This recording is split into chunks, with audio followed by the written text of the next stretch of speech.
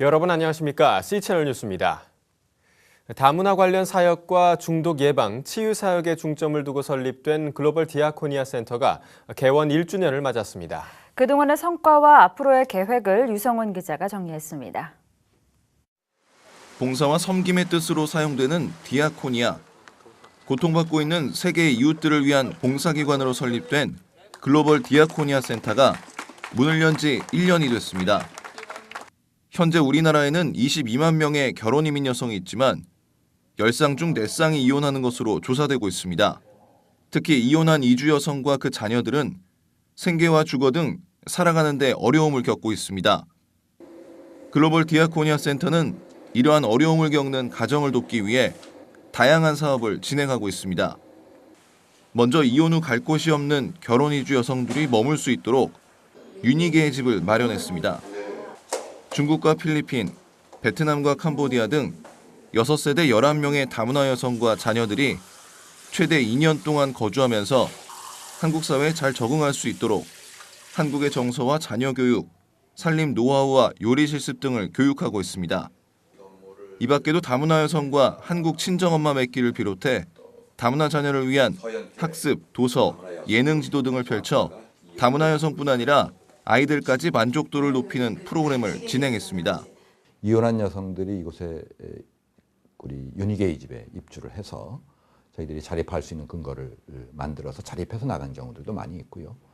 또 여기서 생활하면서 훈련을 한다고 할까요? 이런 훈련 과정을 통해 새로운 힘을 얻었습니다. 또 글로벌 디아코니아 센터는 600여만 명의 중독자와 연간 109조 원의 손실을 발생시키는 우리 사회 중독 문제를 예방하고 치유하기 위한 사업도 펼치고 있습니다. 알코올과 도박, 인터넷 등 한국 사회의 중독 현황을 파악하고 이에 대한 대책과 해결을 위한 한국교회 실천 방안을 모색하는 포럼을 3차례 진행했습니다. 또한 지난 10월에는 중독 예방과 치유 사업을 자문해줄 자문위원회를 발족했습니다. 모두 6명의 전문가들이 글로벌 디아코니아 센터의 사업과 프로그램에 도움을 주고 있습니다. 여기에 봉사와 섬김이 잘 이루어질 수 있도록 체계적인 연구와 지도자 양성을 위한 사업도 함께 진행하고 있습니다. 이를 위해 해외 디아코니아 기관과 네트워크를 형성할 예정입니다. 글로벌 디아코니아 센터는 지난 1년의 성과와 운영 노하우를 발판 삼아 매주 토요일에만 운영되고 있는 다문화 자녀 교육 프로그램과 한국인 친정엄마 멘토 제도 등을 확대할 계획입니다. 센터는 다문화 여성들이 거주하고 있는 유니게 집의 경우 교회들과 협력해 지방에서도 안정적으로 거주할 수 있는 안식처를 마련할 예정입니다. 저는 한국교회가 굉장히 큰 영향을 가지고 있다고 생각을 합니다. 우리가 그런 모델이 됨으로 말미암아 구체적으로 어떻게 이것을 할 수 있는가 노하우를 찾아내고 또 실천해보고 한국교회와 함께 이 힘을 나눠서 한국교회 전체가 사회적인 책임을 좀 더 많이 할 수 있는 그런 프로그램과 그런 계기가 됐으면 하는. 한편 오는 22일 저녁에는 글로벌 디아코니아 센터 개원 1주년을 축하하고 다문화 가정 지원을 위한 음악회가 명성교회 월드글로리아에서 열릴 예정입니다. C채널 뉴스 유성훈입니다.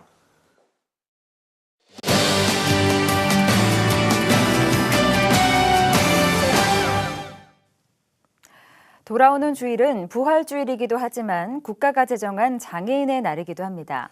오늘은 지난 45년 동안 시각장애인들에게 꿈과 희망을 나눠주고 있는 한국점자도서관 육근의 관장님 모시고 이야기 나눠보도록 하겠습니다.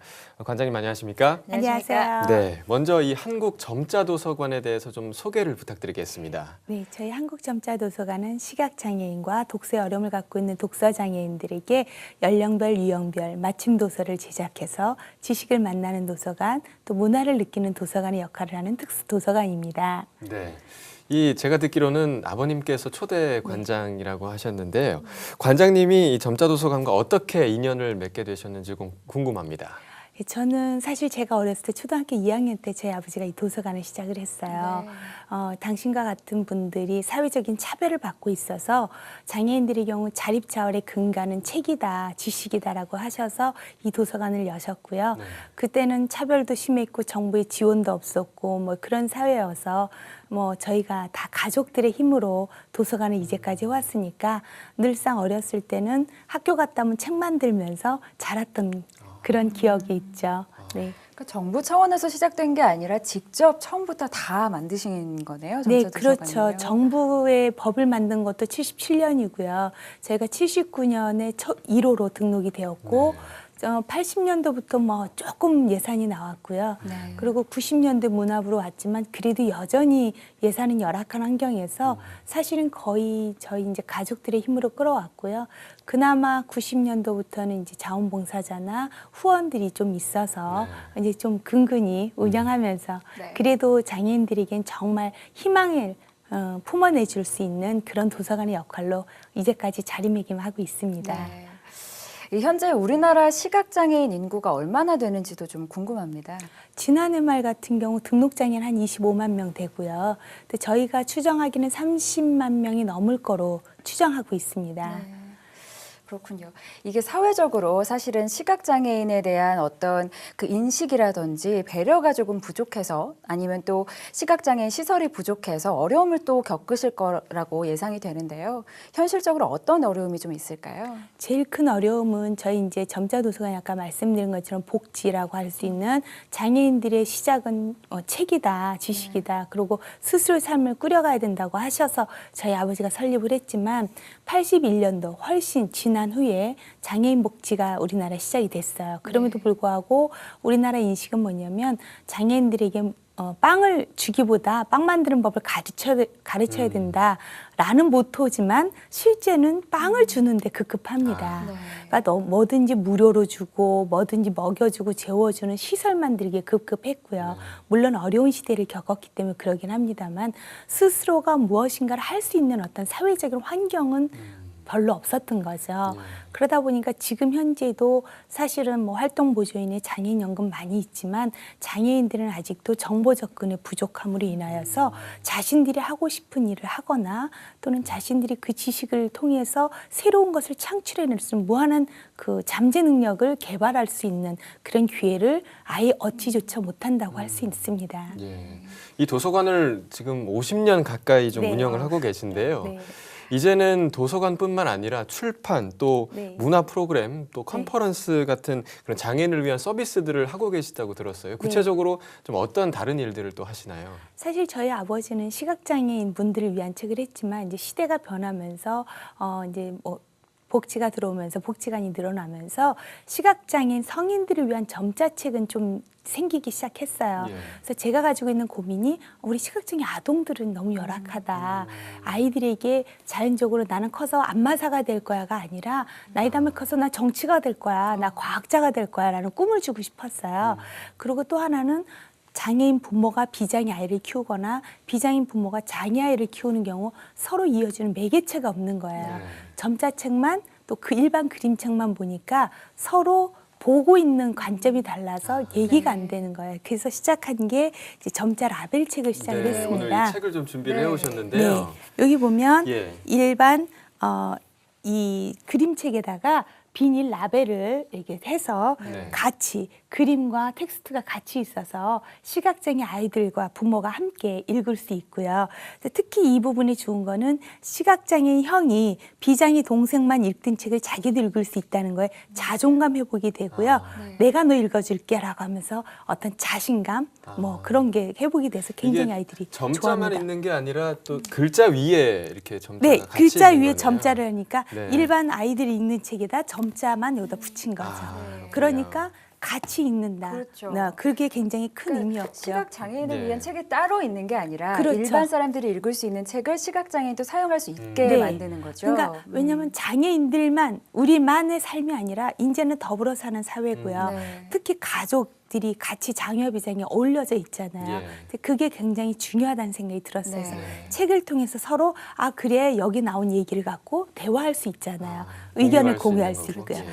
그랬고요. 그런지 여기는 예. 그림 우리만 있다 보니까 예. 아쉬워서 여기 뭐 어떻게 하면 화려한, 네. 네, 사물의 개념을 가르쳐 줄까 해서 네. 예를 들면 독수리 깃털을 어떻게 하면 만져볼 수 있는 기회가 없어요. 예, 동물원에 예. 가도 만질 수 없잖아요.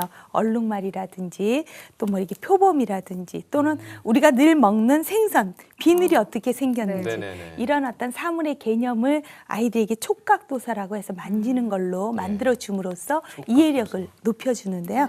이건 다 손으로 만들다 보니까 너무 힘이 들고 만드는 비용이 많이 들어서 예. 새로운 기술로 시작한 거는 이렇게 일반 기술을 어떻게 하면 점자로 응용을 할 건가 해서 만지는 재질감이 다 다르고요. 네. 또 삼각뿔도 만들어 볼 수 있고 입체적으로 네. 좀 코가 이렇게 만들어내네요. 튀어나오네요. 네, 네. 그리고 이게 다 도돌도돌해요. 네. 그리고 일반 이걸 그 목자라고 하는데 목자 밑에 점자 같이 있고요. 뭐 예를 들면 공 모양이 되었네 이렇게도 해볼 수도 있는 이런 형태로도 이 책을 만들어서 함께 읽을 수 있는 그래서 예. 다양한 그러니까 청각장애를 위한 책도 있고요. 그래서 출판을 단순한 점자나 음성으로 듣는 도서에서 보다 연령별 장애 유형별의 맞춤형으로 만들었고요. 네.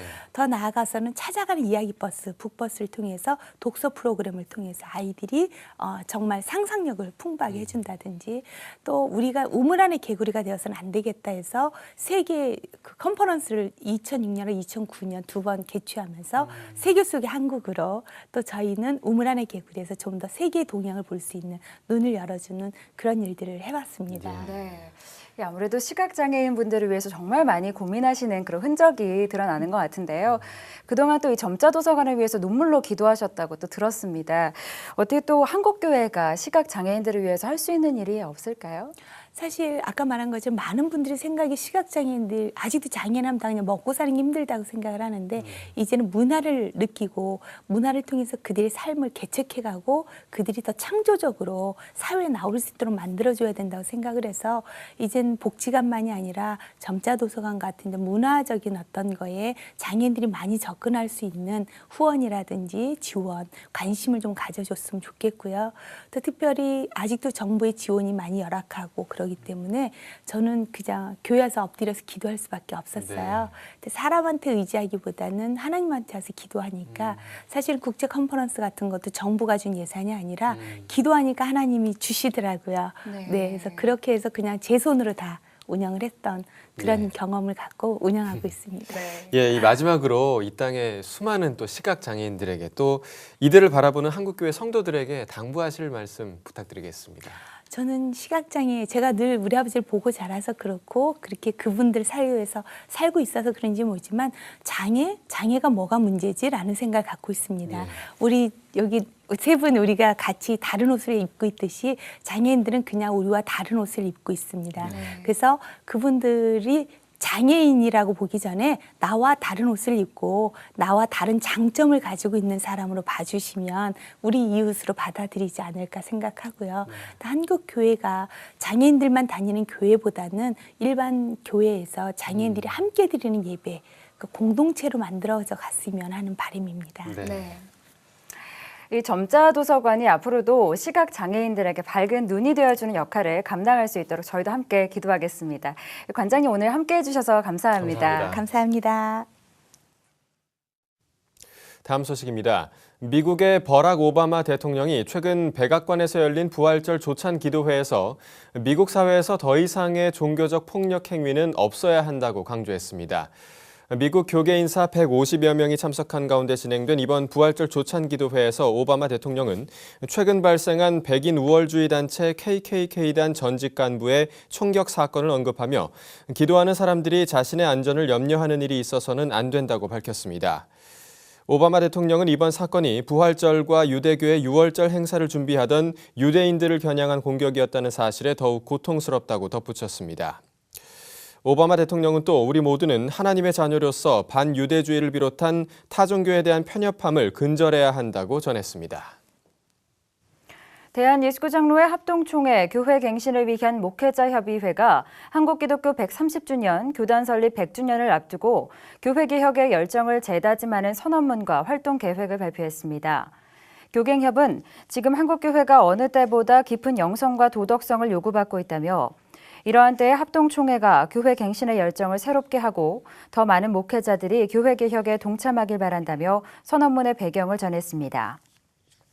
교갱협은 갱신사역 제도약을 위해 목회자 갱신위원회와 차세대위원회, 교회 헌장위원회, 선교위원회, 장학위원회, 언론위원회, 여성위원회 등 7개 전문위원회를 설치하겠다는 계획도 밝혔습니다.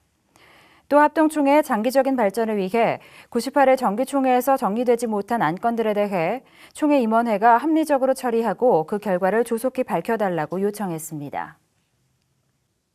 지난 2012년부터 자발적 불편운동을 펼쳐온 기독교 윤리실천운동이 자발적 불편운동 실천 가이드북인 행복을 위한 불편 레시피 30을 발간했습니다. 2012년 처음 시작된 자발적 불편운동은 이웃과 약자를 위해 편하게 살려는 욕심을 내려놓고 스스로 불편함을 감수하자는 내용을 담고 있습니다.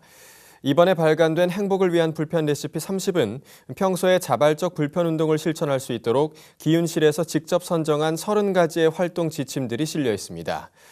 책의 내용은 크게 학교와 직장, 가정, 교회, 사이버, 공통 등 총 6개 영역으로 나뉘었으며 분야별 전문가가 각 영역에 필진으로 참여했습니다. 이 밖에 뉴스와 날씨를 전해드립니다. 한국기독교 화해중재원이 오는 22일 서울 강남중앙침례교회에서 개원 6주년 기념감사 예배를 드립니다. 국제구호개발 NGO 월드비전이 오는 28일부터 7월까지 학교 폭력 예방의 일환으로 교실에서 찾은 희망 캠페인을 전개합니다. 기독시민단체 희년함께가 17일 서울 영동교회에서 기독연구원 느헤미야의 김근주 교수와 함께하는 예레미야 공개 강좌 및 대담회를 진행합니다. 신촌 낮은 예수마을교회가 다음 달 7일부터 한 달간 분쟁의 중심에서 평화를 외치다를 주제로 제5회 평화인문학 아카데미를 개최합니다. 날씨입니다. 전국에 한 차례 비 소식이 있습니다. 이번 비는 금요일까지 이어지겠는데요. 다만 중부지방은 비의 양이 적어 다소 건조한 날씨가 계속되겠습니다. 비와 함께 기온도 잠시 주춤하겠는데요.